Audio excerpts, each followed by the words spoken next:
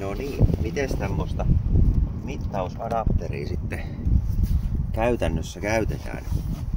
Elikkä tämä, mikä tuossa aiemmalla videolla värkättiin, merkinnät vielä puuttuu.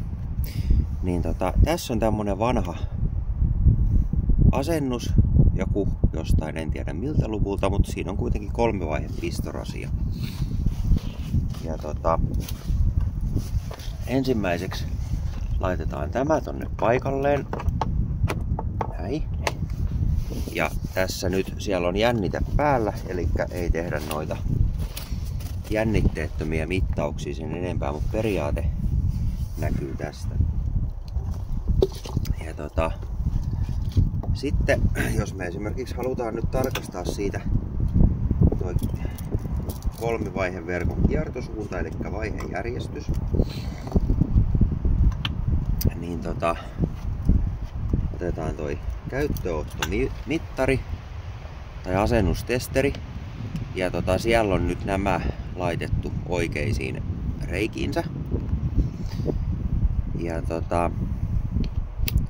tuolta voidaan nyt toi valita, laittaa virta päälle, eli kiertosuunta, virta päälle sieltä.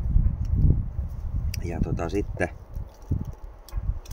sitten lykitään nämä tonne oikeisiin reikiin tosta, eli punainen niin laitetaan tonne 1.